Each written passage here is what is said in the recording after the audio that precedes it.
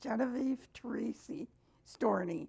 Teresi is my maiden name, and I was born in Buffalo, New York, March 7th, 1927, in a small house on Plymouth Avenue in Buffalo, New York. The doctor had to come to the house. It was such a stormy storm outside, so my mom couldn't get to the hospital. Oh yeah. Yeah, it all Oh, you began had you so you were born in your house? on Plymouth Avenue, a Oh little really? house. Oh The very doctor cool. had to come, and I was the fourth girl born. I'm one of six girls. Oh really? Yes. How was that growing up with six girls? Oh, we had a wonderful time. We really did. We had a lot of fun. Hmm. And we had a lot of sorrows too. After December 7th, 1941, the Second World War started. They bombed Pearl Harbor, and I remember the very day that it happened. I was doing homework on my dining room table, and my mother started not feeling well, but she lasted until December 28th, 1941. She died of a heart attack. Oh really? Yeah, she So was very young. how was that? How did that affect your family? Well, what happened, my dad was devastated. Of course, we were too. So my dad had a brother living out in California. So he decided he'd pack us all up and we'd move to California. Oh. So, well, we all couldn't move. One sister was married, and another one was going to get married. And then that was left, let's see, June, Marion, Joey, and I. That's So how old was your oldest sister? the oldest sister was 21. Oh, at the time. Yes, Okay. at the time. So how was it growing up in New York though? Uh, well, we had a lot of fun. We went ice skating, and we went on the sleds. We would go down on the hills and all over, Uh, and we had a good time doing that. But I hated to move. I was in my third year of high school. wow. I was a senior, but I had to move, and I went with them, and I arrived in L.A., and we registered at Alhambra, Hmm. not, excuse me, Abraham Lincoln High School Oh, on North Broadway in L.A., and that's where it all began. I met Lloyd Stornie. very He cool. sat beside me. He was an S, and I was a T. We sat alphabetically, Oh, okay. and he kept asking me to go out with him and have a Sunday, but I was already going out with a sailor that was aboard one of the ships over Hmm. during the war. But I said, oh, well, what the heck? He had a convertible car, and I decided to go to Leo's ice cream parlor, which was real famous on Valley Boulevard in Alhambra. So that's where it all started. We started dating, Hmm. and then we would take rides in the convertible. We'd go down Valley Boulevard in Alhambra. We'd be the only car on the road. There just wasn't any traffic. Hmm. And California was beautiful in those days. It was just like Hawaii. We, Oh, really? oh, gorgeous. Flowers everywhere. The air was fresh and clean, and not many people. It was real good. But it was bound to get crowded because all the Army and Navy men were, some of them were registered there, and they decided to move their family out west. Oh. So that's where it all began, right after the war. So did you miss New York at all when you moved? Yeah, I had a lot of friends. I missed them. But then it was so interesting. Everything was new Hmm. out in California. And of course, I had my family here, so Oh, that meant a lot. But we had a lot of escapades. We went through a lot of hard times and good times. hmm. So what did your mom do when you were born? Uh, she was okay then. And, What did she work? Did she do any work? oh no, I was the fourth Hmm. girl. My dad wanted a boy very, very badly, Oh yeah. but I happened to be another girl, Hmm. so there's not much you could do about it. Yeah. So what did your dad do at the time when you were born? At the time, he was a barber. He used to cut hair. He had a little barber shop Oh, okay. in Buffalo. So what was he like? Uh, my dad, he was very stern, but he loved all of us very, very much. but he would never let us talk to boys. He sort of isolated us. He always, protected us and felt that we shouldn't talk to boys unless you're starting to get married or whatever. But anyway, we'd go behind his back and we'd talk anyway. So we had a lot of fun, but then a lot of sorrow when we lost my mother. She was only 40 when she died, so it was really a tragedy. But we picked up and we made our life out here. And I've been out in California ever since. And Lloyd and I got married back east. He came, we moved back to Buffalo. My dad got restless and he wanted to go back. So we got in the car and drove all the way back to Buffalo, New York. Back to Buffalo? Yep, we moved all the way back. And I was engaged to Papa at the time. Even though you were engaged? Yeah, because he was in the Merchant Marine and he was overseas. So I was engaged, but I moved back, and he said he would come when he got out of the service. So he did. He came all the way back there. When did Papa propose to you? Oh, Papa proposed to me at the prom. We were both in our last year of high school, and he invited me to go to the prom with him. And after the prom, we were in our backyard, and Papa said, "Would you marry me?" And I said, "Yeah, of course." So we were very young at the time, but we were very much in love. And he said, "Well, I have to go in the Merchant Marine." But he said, "We'll get married when I come back." So in the meantime, my dad decided to move us back to Buffalo. So I went. So I wrote to Papa and told him, and he said he'd be glad to come back and get married back in Buffalo. And he said, "Anyway, you got my ring and my radio. I have to come back." He used to tease me. So anyway, when the war ended, How long were you dating before you ended up getting? Papa and I, let's see, I met him on my birthday, March 7th, 1946. So we went out from 46 till we graduated together, 1947. So then he went to the Merchant Marine. So we, let's see, we were back east, and we stayed 2 years in Buffalo. We got married there. He turned Catholic there. He did it all on his own. He said he wanted to become a Catholic. I guess his dad was Catholic, but his mother was Episcopalian. So he went to Monsignor O'Brien, and he gave Papa all the lessons. So we got married June 12th, 1947. And we stayed married till January, when did Papa die? January 25th, 2011. We were married 63 years. Wow. Okay, so how long was Papa gone for in the war? Graduation, he left right after graduation. So 45 to 47. 19. So what branch of the military did he join? He was in the Merchant Marine.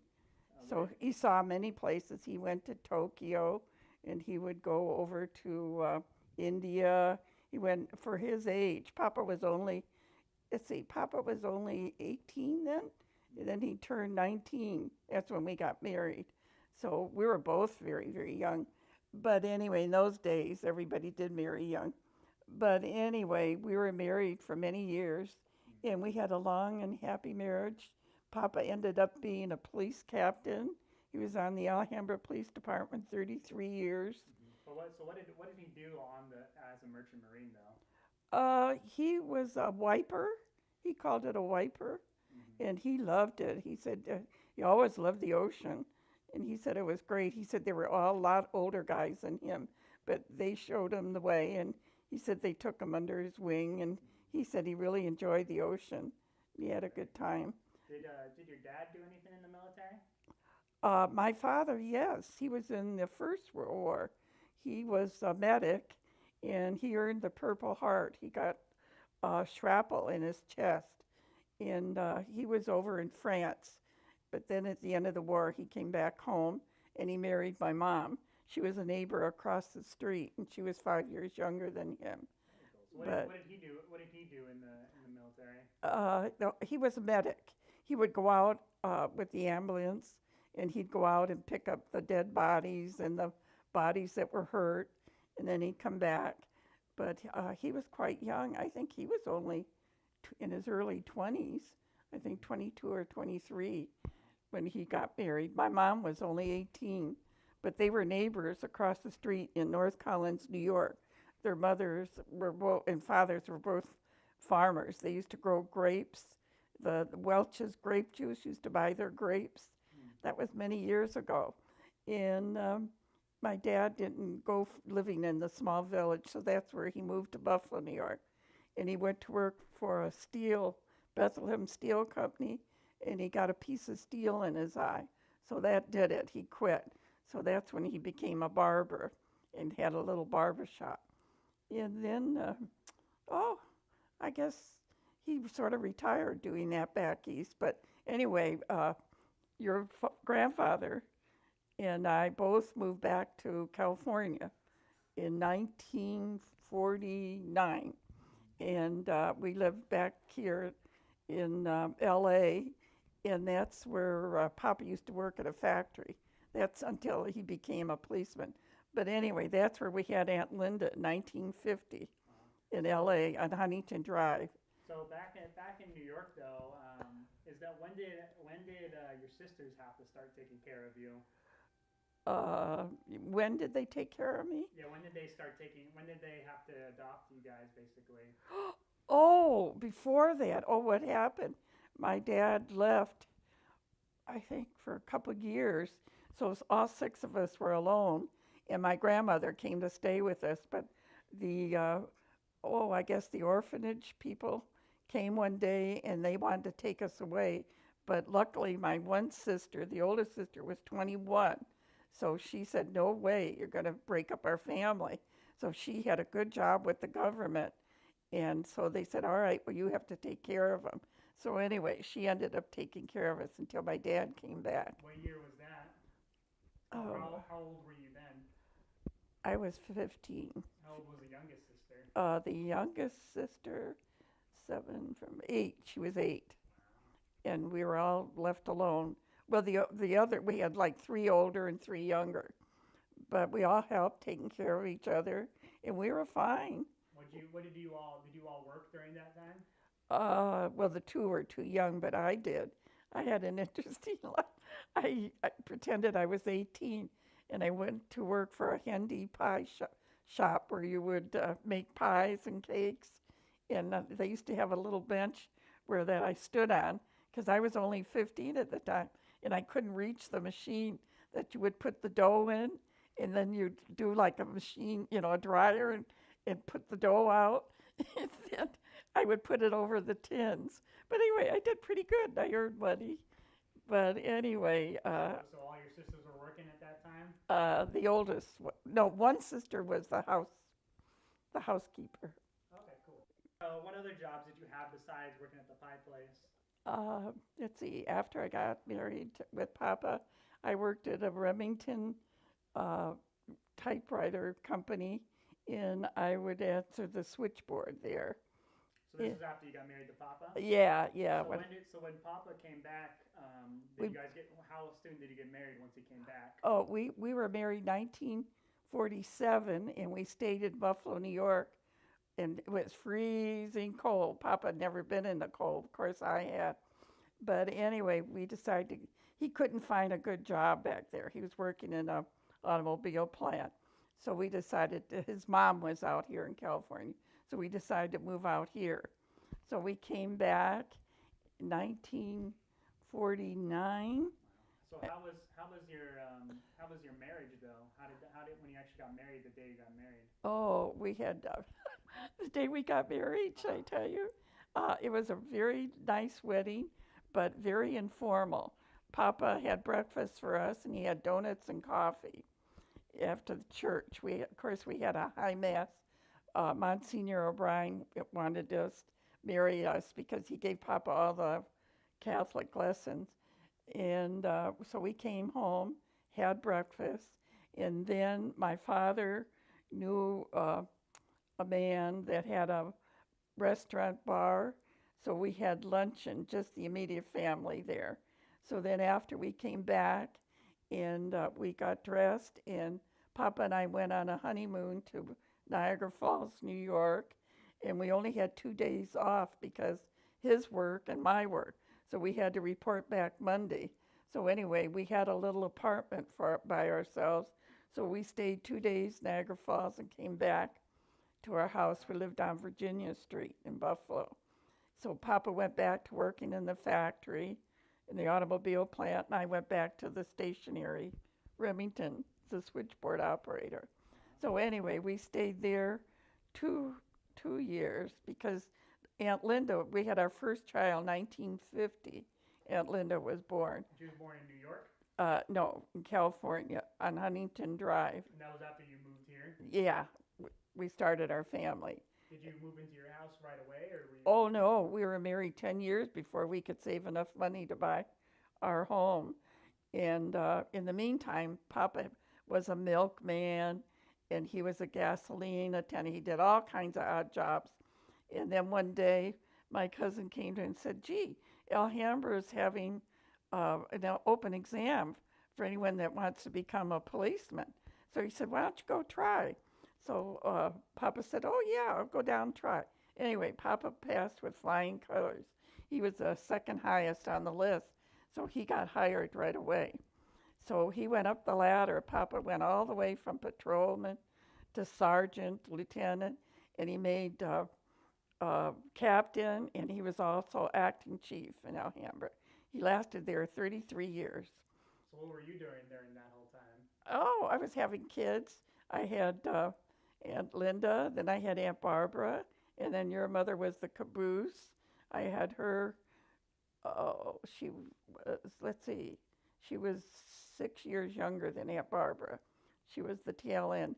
Anyway, we had three, and then Papa joined the Lions Club. He was president, and they paid our way to go to Hawaii. They were having an international meeting. So that's where we first started the travel itch. We went to Hawaii. So when did Papa join the Lions Club? Boy, that's hard to remember.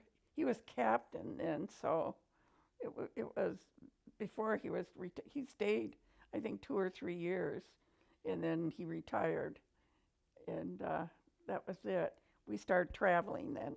Of course, we had grandkids. We had all you kids. We had 7 grandkids before we started traveling. So while Papa was working in the police force, what was a typical day for you at your house? Oh, a typical day, I'd have Aunt Marion over and her kids. She had 3 boys. Did she live really close? Oh yeah, we only lived 3 blocks from each other for years. We raised she had 3 boys, I had 3 girls. So we raised the kids together.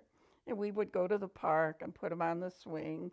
Anyway, it was a very typical, housewife.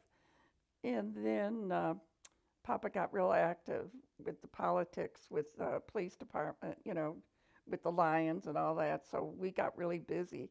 We were invited, like he'd be head of the dinners, and we'd have lawyers and judges there. But anyway, Papa got to know everybody, and everybody knew Papa, so we got socially real active. And then they would give Papa a bonus every year because he went to school to finish college. And every time we had a bonus, we would take a cruise or go over to Europe. So we traveled all over. So how long did it take for Papa to graduate school? Oh, it took Papa 21 years to graduate. He went nights only, and it took him a long time, but he did good. And he got his bachelor degree in police science. And let's see, what else did we do? So what? He retired. Oh, he retired 1985, and he had over 200 people come to his retirement dinner. They all just loved Papa. Everybody that ever met him just loved him. He was the sweetest guy. He'd always do something for somebody. He was a wonderful man. And I would marry him all over again. That's what he told me too. He said before he died, he'd marry me all over again. So that's a good feeling. But anyway, I was very fortunate. God was with me the whole time. So I think that's about the end of my story. Oh, and now I ended up with my daughter Margaret and Jim Green and his 3 lovely children. I'll tell you, if it wasn't for you guys, I don't think I would have made it. So was there any job that you always wanted to do but you never were able to? No, I think I did just about everything I ever did. Yeah. Oh, I went back to work when Aunt Linda went to college. She went to San Luis Obispo in Pomona, and I decided to help out because she boarded there. So I went back to working in Lieberg's bookkeeping department, and I used to count all their money from the registers. Of course, there's no more Lieberg's in Alhambra anymore. They closed. But anyway, I'd go every morning and empty out the registers and count all their money. And then I balance, and then I go home by 1 or 2 to be with Margie because she was only 8 years old then. But then that was about then I worked for the jeweler in Lieberg's, and I got to know all about jewelry, and I was able to buy a few pieces. But I had a very interesting life, I think, all in all. So what were you guys a part of any religion at the time or during your life? We've been Catholics all the way through, but we did miss church a lot. When he used to be a police patrolman and that, we didn't go to church. I didn't drive. I never drove until I was 37. Why didn't you drive until 37? Papa didn't really want me to drive. He just never pushed it, and I never did. I used to walk all over. In those days, you were safe. You'd walk everywhere. And Alhambra was so nice, Yeah, what brought you to Alhambra? Where were you before that? We weren't far away. We went to school, Alhambra. Abraham Lincoln on North Broadway. And Alhambra's not maybe 10 miles from there. So we actually stayed the whole time in Alhambra. So what made you choose the house though that you ended up choosing? Oh, we were married 10 years before we got a house there. And we got enough payment, and we bought a 3-bedroom in a nice house for $14,800, and the garage included. And then they're valued at $500 and some $1,000 now. Could you believe it? In all those years. Well, we stayed there. Alhambra, I was at the house 53 years. We stayed there. So we knew everybody and everything. It was a nice neighborhood. It was really nice. So how has Alhambra changed from the time Oh, to now? I wouldn't want to be there anymore. It's a disaster what they've done to it. The Chinese just completely took it over. They made everything cement. They built a big Hilton hotel on Valley Boulevard. They don't believe in anything green. Everything is stucco, everything is cement. But I drove through, and I just couldn't believe it was the same city. We never used to lock our doors, never. The kids would be out till 12 o'clock. We wouldn't have to lock our doors. Now, I had an alarm. People put up bars. California is it's not California. I don't blame people for moving. It's a disaster from when we first started here. In 1950, when we came back, it was a paradise. The air was clean, hardly any cars. People were very nice to you. You could leave your doors unlocked. You could walk down the street and not worry about anybody attacking you. It's completely changed, completely. It's a disaster what's happened to California, really. I can't believe it. Okay, so tell me, what was some of the places that you traveled to? Oh, gosh, I went all over. One time we took a 21-day Globus bus trip with other people on the bus, of course, and we did 11 countries in 21 days. We had a ball. We even saw the small country San Marino and Paris, and we went to with the tail of Germany. Of course, we did all of Venice, Italy, I'm trying to think of, we went to, oh, let me think. We went to Holland. Of course, we went to England too. That's where we started. And Paris. And then what are some of the countries next to Paris? We went, Spain. no, we missed Spain. That's the only regret I have. We saw a lot of Europe, Oh, but was that Greece? we miss, oh, we went to Greece. Oh, yeah. Oh, I love Greece. What were some of your favorite places within Uh, those countries? One of my favorites was Greece, on one of the Mykonos, the island. Oh, it was gorgeous. The water was so blue, green, beautiful. We said we'd retire there, but we didn't want to leave all you kids behind. And let's see, we went to Yugoslavia, and of course Italy. We did all of Italy, Paris. I'm trying to think. Did you visit the places where your grandparents where your No, father grew it's up? a regret. I didn't go as far as Sicily. My dad was born there in a little town next to Palermo, but he came when he was 8 years old. And of course, my mother was born here. But my dad never wanted to go back. But Aunt Linda's taking a trip. She's going to go in October, and she's going down to Sicily and look it over. But you saw some parts of Italy, though, didn't you? Oh, yeah, quite a bit. Venice, yeah. What were your favorite parts in Italy? I think I really liked Venice because I went there 2 times. I liked it a lot. And of course, Holland was very clean. They kept everything, and they were noted for cheeses. We went to a cheese factory. And I also liked, at the time, it was called Dubrovnik, Yugoslavia. It was pretty. The ocean was beautiful there.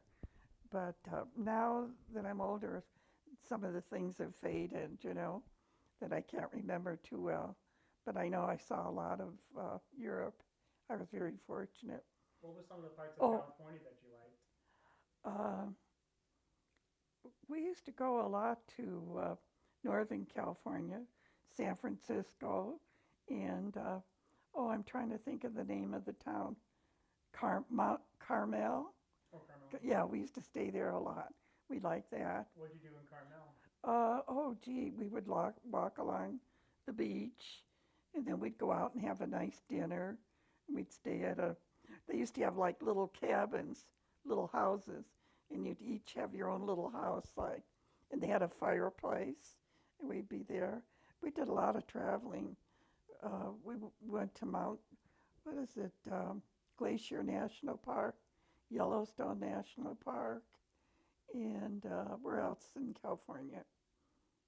Did you see the redwoods or anything like Oh, that? yeah, we went to the Redwoods, of course, San Francisco, and we used to go there a lot. Oh, and I know, we used to like San Luis Obispo, that town, and where else did we used to go?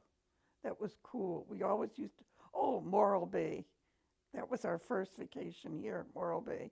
Your mom was 5 years old. So how would you do a vacation? Would you pack everybody into a car? Yeah, and away we go. It was easy in those days. You didn't have seat belts or anything. I mean, you just would go in the car.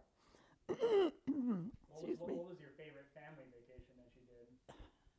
With all the family? Now that's interesting, Patrick, because Aunt Linda didn't like to travel much. So I guess Morro Bay when we all first went. Why Well, that? that was nice. We had all 3 girls that would go then. Why was that one your favorite?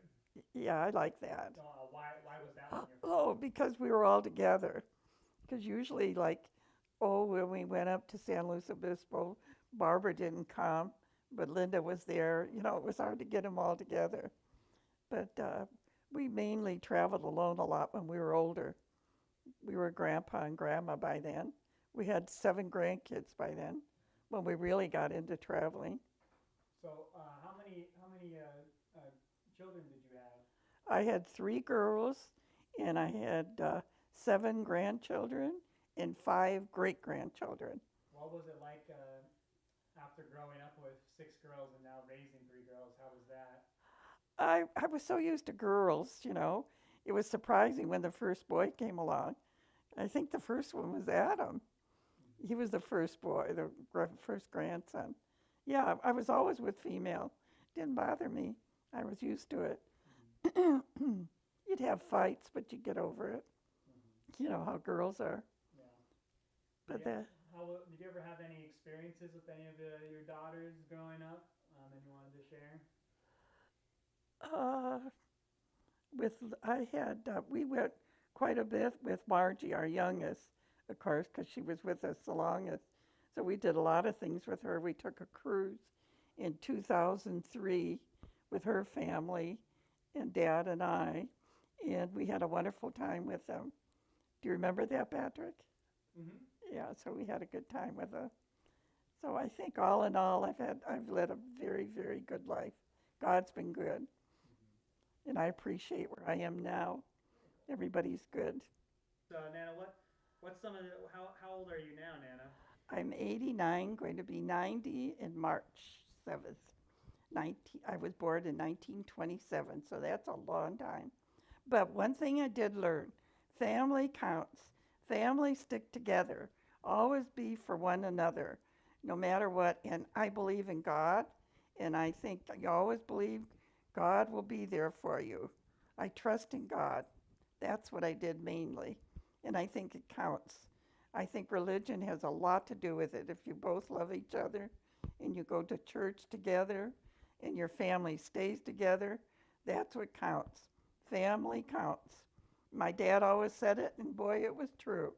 Stick together. You know, I had 5 sisters, and I'm the sixth one. Not one of them got divorced out of all 6 girls, and they all lived a long time to be married. Like the Aunt Clara was married 71 years, Aunt Laura 73 years. I was 63 years. It counts. Religion counts. You have to have the same belief. And that's what counts. Family, God, and to be good to people. What do you think the key was to a successful marriage? I think to always be honest with each other, to care for each other, help each other. I think you don't ever say that's woman's work or man's work. It's both your work. You work together. That's how you do it. Stick together and you make it through. I had a wonderful marriage. I would do it all over again. He was a wonderful man. We always told each other. We never went to bed mad at each other. And it counts. It really does. God was there. He was with us. And that's what counts. It's the way I look at it. I believe in God. Do you have any religious experiences with like Mary or anything like that? Yes, I did have one. Aunt Barbara was very ill. Excuse me, she had an operation, and in fact, 2 of them. And I was so despondent because they sent her home and they said they couldn't do anything for her. She had this cyst on her behind. But anyway, when she was being operated, I pleaded with Mary. I used to always say 3 Hail Marys before I went to sleep. Anyway, I was laying there on my bed saying, "Oh, Mary, please help me, let her live." And all of a sudden I looked up and there's Mary coming down. I saw her, she appeared before me. She was dressed like that, but only in a darker blue. And she said, "Don't be afraid." She said, "She'll be all right." And that was it. She actually appeared before me. I'll never forget that. That was a long time ago. Barbara was 18, so that was many years ago. But I believe, and it counts. Do you think being Catholic has helped you out throughout your life? Oh, yeah, definitely. Oh, Mary's been right with me. We were left orphans. I mean, when I think of some of the things that I was into and I was carried away through and didn't have any trouble, I believe there's God there. Mary's there watching. I always said 3 Hail Marys, and it always works. That's how come they left me behind. All my sisters now are almost all gone. Out of 6, there's only 2 of us left. And I think God's there. He does what he wants. He's left me for a purpose, I guess, to be with you guys. So I just wait until he calls me, and that's it. End of story. Did, I tell you all my story. is there anything you want to share before we end this interview? Yeah, I just want to say I love you all, and I've had a wonderful family. They're all been great. I couldn't ask for anything more. God has been good, like I said, and I'm still happy with everybody. I think mainly be happy. That's what counts. Your outlook on life. Don't be a drag, you know.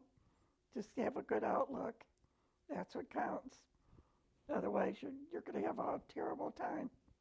Because, you know, nothing goes perfect nowadays. Anyway, I'm tired. Goodbye. All right, Anna. Thank you so much. You're welcome. All right.